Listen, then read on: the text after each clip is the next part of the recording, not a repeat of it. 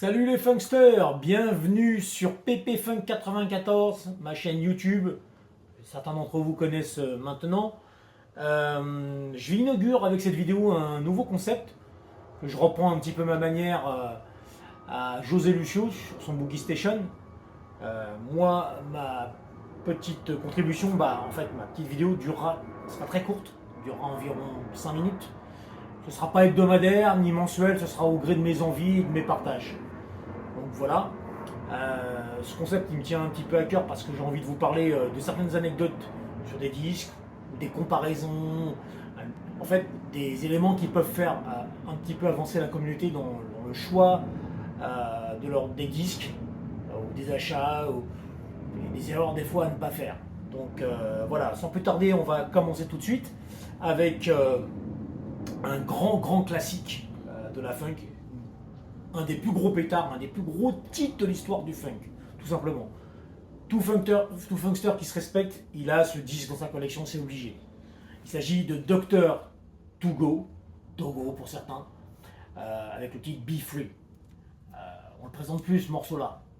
Mais la particularité de cette vidéo, en tout cas des informations que je vais donner maintenant, c'est que beaucoup.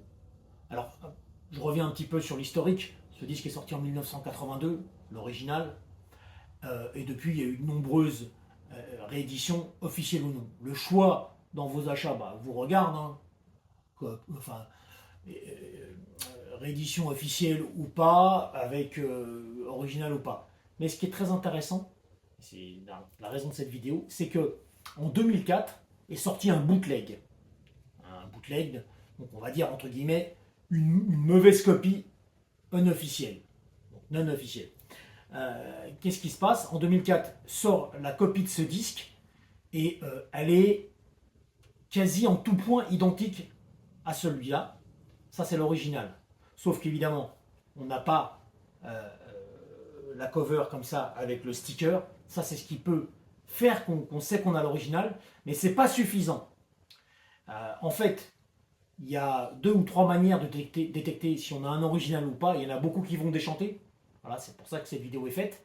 Il faut sortir le disque original de sa cover, forcément. Et vous savez que sur chaque disque, il y a ce qu'on appelle une clé d'identification, ce qu'on appelle le Runout Matrix. Il se trouve en fait un peu à ce niveau-là, à la fin de piste. Voilà, c'est ce qui donne des informations. D'ailleurs, c'est pas très lisible en général, des informations sur le disque, sur savoir si c'est un original ou pas. Et en l'occurrence, sur l'original, vous avez une partie du Runout Matrix qui indique Leopardtronics avec un S. Ça veut dire que vous avez l'original. Le bootleg qui est sorti en 2004, qui s'apparente à l'original, c'est Leopardtronic sans S. Et donc, je suis désolé pour certains, mais beaucoup dans vos collections, vous allez déchanter. Surtout si vous avez acquis ce disque après 2004. Et la confusion est telle qu'aujourd'hui, quand on va sur Discog et qu'on veut commander l'original, beaucoup d'Italiens, puisque souvent le disque provient d'Italie, beaucoup d'Italiens ne disent pas, ne font pas, en tout cas ne précisent pas que c'est un bootleg. C'est-à-dire qu'en fait, toutes les copies qui sont disponibles sur Discog sont mélangées entre des originaux et des copies bootleg.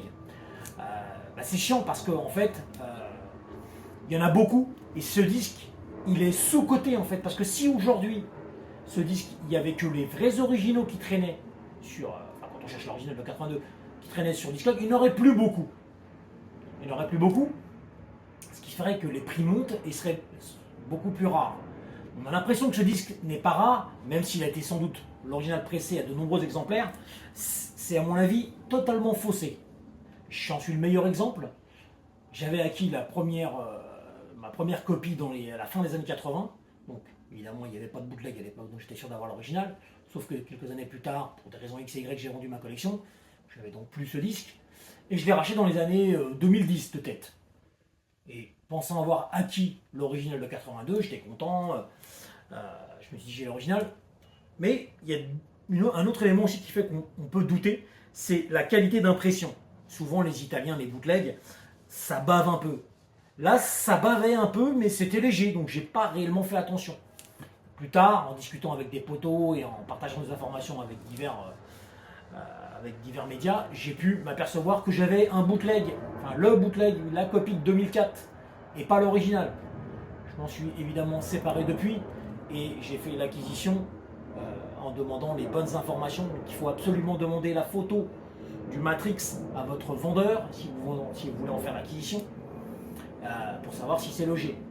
Et puis, tant qu'à faire, vérifier si vous l'avez déjà, si vous avez bien un original. Donc voilà, 3 éléments pour récapituler un petit peu le fait qu'on a un OG ou pas. Si vous avez la cover avec le sticker, il y a de grandes chances que vous ayez l'OG. Le Renown Matrix avec Leopardtronics, c'est l'original. Et après, la qualité d'impression. Voilà, c'est un peu moins perceptible, mais ça le fait quand même. Donc voilà, sur ce, je vous dis à bientôt pour un nouveau Le saviez-vous. Portez-vous bien et vive le funk. Ciao les potos.